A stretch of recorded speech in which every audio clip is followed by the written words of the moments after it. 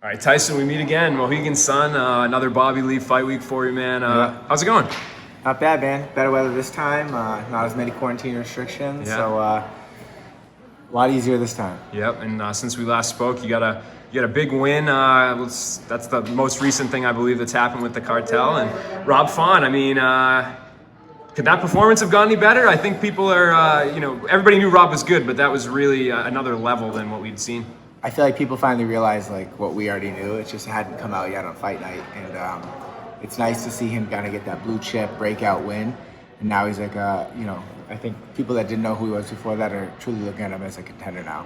Yeah, and I think you might have touched on this before, but it seemed like a really mature performance too, because he had Cody hurt, in some of those instances, but he didn't get overzealous. He kind of paced himself. He didn't fall into that trap we've seen some fighters fall in with Cody. So even though it went the distance and he was beating on Cody the whole time, as a coach, is that something that you appreciate? Is like it's not all just about getting a first round knockout, so to speak? Yeah, no, you gotta not be impulsive in the cage, like knowing when to roll the dice a little bit, when to pull back, and we knew going in there with someone like Cody, he's got dynamite in both hands. Like you can't deviate. If you got him hurt, it's like you can take a calculated risk and go for it sometimes, but you don't want to put yourself in the fire because eventually you will get burned, especially over 5 rounds. And Rob had him hurt a few times. He wanted to go in for it, and he even said after the fight, he's like, all right, just listen, just cool out. And I was really proud of him. He, disciplined for 25 minutes, and in the past, that was one of the things he had struggled with, was staying disciplined for 15, or even staying disciplined the whole first round. So it had gotten him into trouble. He learned some lessons in the past, and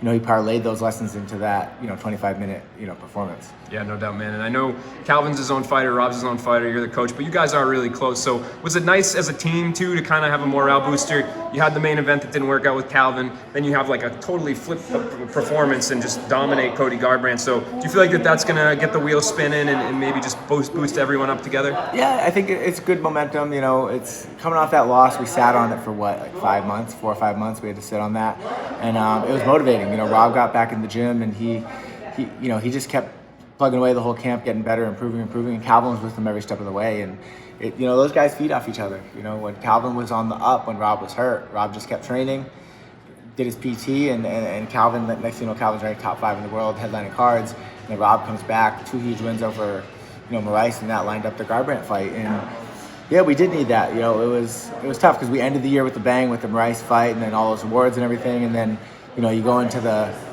most significant shots absorbed in a fight, and a lot of naysayers after that. But we just believe in each other. We believe in ourselves. We believe in the process, and it's just that's fighting, man. Sometimes you're going to be the hammer, sometimes you're going to be the nail, but it's only super bad if you don't learn from the nights that you're the nail. And I think if you look at Rob's performance, like we saw some of the adjustments Max made even when he was already winning, and like that carried over into our fight. You saw Rob was winning, our whole coaching staff and Rob still making adjustments, still trying to stay disciplined, still trying to keep the foot on the gas pedal and not just cruise. And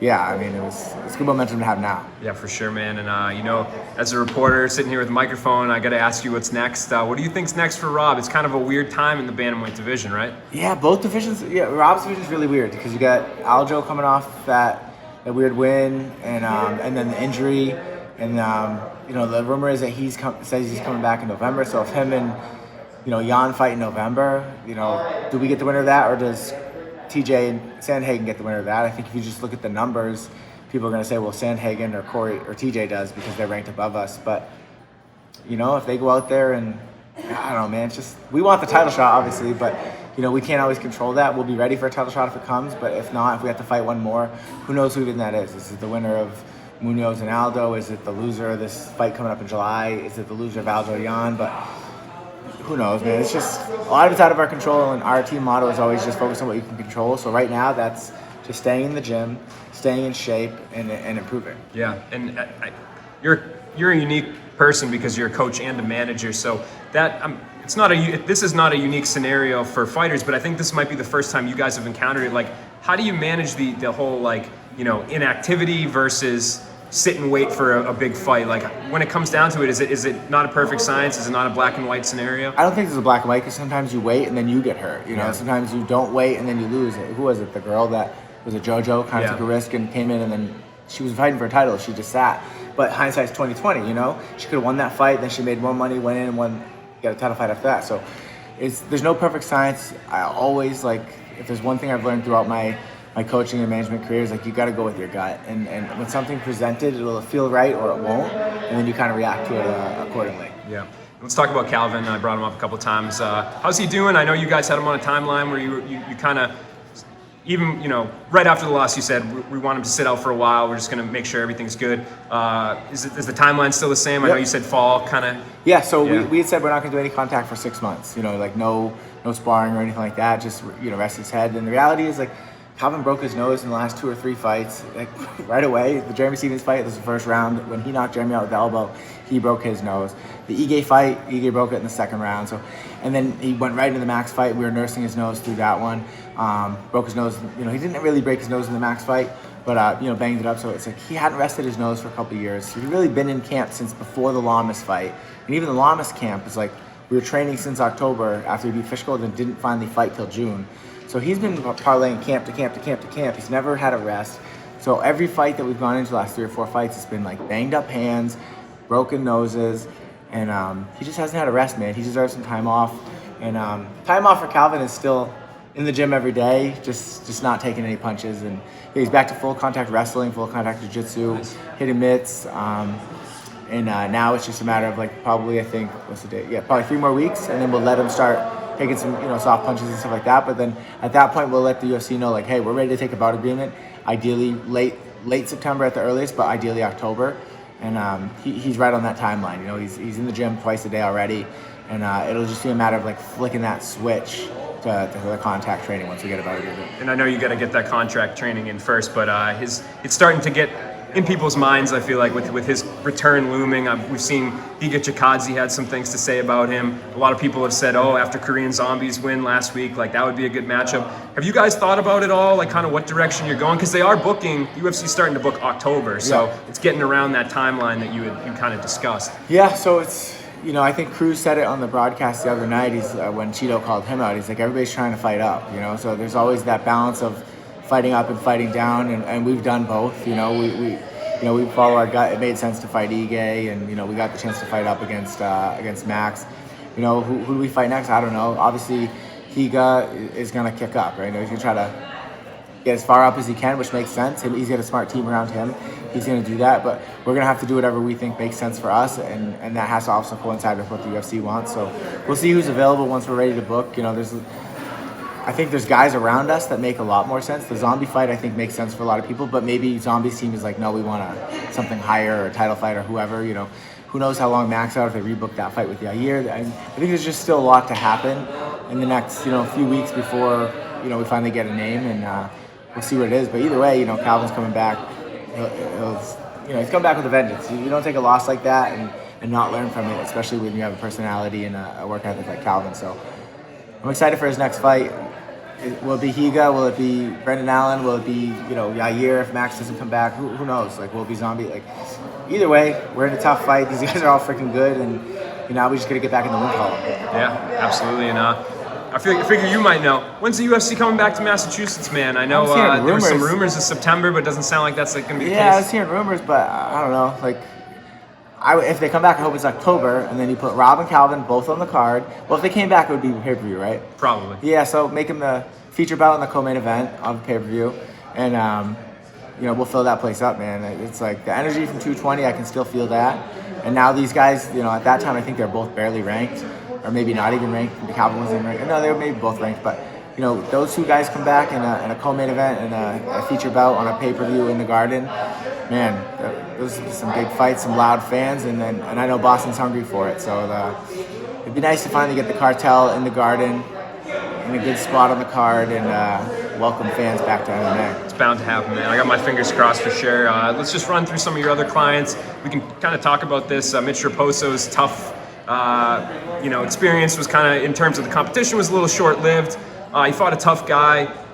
I'm assuming obviously you've talked to Mitch. Kind of, Yep. what was your as a manager and coach? What was your thoughts on his experience on the show and where he's going from here? Yeah, so Mitch, he's just the sky's the limit with that kid. I think everybody's had their eye on him for a while as one of the better prospects to come out of New England, and people had a lot of hopes for him. And I think going into the season, we knew he could beat all these guys, but we also knew there were some really tough guys that were a little bit more experienced than he had, been in the cage with.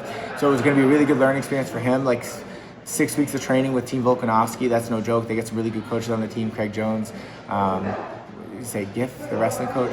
Giff sounds right. Yeah, I don't know the butcher's name because he's a good dude, but their wrestling coach is good. He's one of the Giff brothers or something. I don't know, anyway. But and then Volkanovski, and I think that he's a good coach for Mitch's style. And the fight didn't go his way, but he fought a really tough kid. He fought a tough fight. He doesn't slip off that kid's back in the second round. He wins the fight, and then who knows how he does the next round. So, hoping, we're hopeful for what happens next. It's yet to be determined, like what the next move is. Because the show's still airing. But yeah, I mean, the sky's the limit for him. We're excited to see him get back, and I think that proved though, like, he can hang with some of the best guys in the world, especially he's a 25er, so him dropping back down to 125, he's going to be a big problem for a lot of those guys. Yeah, and I know a couple of the other fighters recently got booked. William Knight, Mike Rodriguez. Can you talk about them a little bit? Yeah, William Knight, he'll be fighting a fellow New Englander in Fabio August 21st. That'll be a good fight. I'm familiar with both those guys. I used to train at the same gym with Fabio, and he used to come to a lot of the classes, and it's a good fight, man. There's two young guys, athletic. Fabio's a little younger than William is, but yeah, man, great fight for William. It's a fight that he wanted back in CES when both their opponents fell out one day at weigh-ins. When this is the fight before William fought for the Contender Series, William's like, "Oh yeah, I'll fight you, Fabio," and Fabio's like, "No," and I'm not talking shit about Fabio for it. Like, he has to do what he thinks is best, but that's a fight William didn't hesitate to take. When UFC said the name to us, William just laughed. He's like, "Let's go," and I heard Fabio accepted right away too. So those are always the fun fights. Two local guys, a lot of the same friends and network and stuff. So them going together on the big stage. I would say it doesn't make sense for prospects to fight each other, for local pay. But this is on the big stage, UFC. It's a good opportunity for both guys, and I really like the matchup for William. And then Parker Porter's on the same card. So Parker Porter getting that matchup with Sherman. He had to pull out of that last fight because of COVID, like a week and a half out, and I'm excited to see him. That'll be I guess the way you describe it is like a slobber knocker. They're just going to go out and beat their out. Yeah. And Parker, he's just such a good kid, and I'm excited to see him get back in there. He finally got that UFC win after 15 years. And then, yeah. What I thought was cool about that was the Jon Jones tweet. Did you see that? Yeah. Way back when. Cool. Yeah. New England MMA history right there. Yeah. I guess it might have been in New York at the time, but no, I think it was WCF that they fought. Was it Worcester? Yeah. No, WCF, so that would have been Wilmington. Yeah. Gotcha. So I think they fought in Massachusetts, like what? Parker's third or fourth pro fight. He fought Jon Jones, and I think his fifth fight he fought Gabriel Gonzaga. Yeah. So the kid's been around, so I was really happy for him to get that win, and I'm excited to see him back in there. And then in September, Mike Rodriguez. I'm excited for him to get back in there. It's a good fight.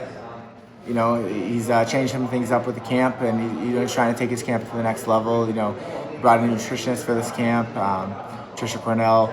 So he's working with her, really trying to dial that in. He's trying to put a little bit more size on, get the weight down earlier, and focus more on like the strength rather than just making it a crash diet. And I feel like a more professional approach from him this camp. Not to say he wasn't before, but he's really just like going all in on himself. He just kind of says it's going to be an expensive camp, and it's good to see him willing to invest in himself and like, all right, this is what I need to do to win, and he's doing it. He's not holding back. He's not pulling any punches, and I'm excited to see him get back in the win column. Yep. And I know you got Bobby Lee tomorrow night. I think maybe by the time this airs, that will already have happened. So I don't want to dive too much into that. Am I forgetting anybody else? Is there anybody else you got? No. Cameron's fight is next week on the Ultimate Fighter. Yep. So Cameron Lachinov, so he'll fight. I'm excited to see him go at it on the Ultimate Fighter. He's a character. He was so upset after Mitch's fight. He's like, "Tyson, I don't want you to get mad, but I cornered Mitch's opponent, but it's because we both spoke Russian." And he's like, "But it's teammates." I'm like, "No, man, you do your thing. It's all good. Like, It's a sport at the end of the day, and I don't think you were rooting for Mitch to lose. You're just doing your job, so it's good." But yeah, Cameron, and then we got a bunch of local fights coming up. Nice. Like, local MMA finally come back to Mass, so we're excited about that. Nature's healing, man. I love it. Finally.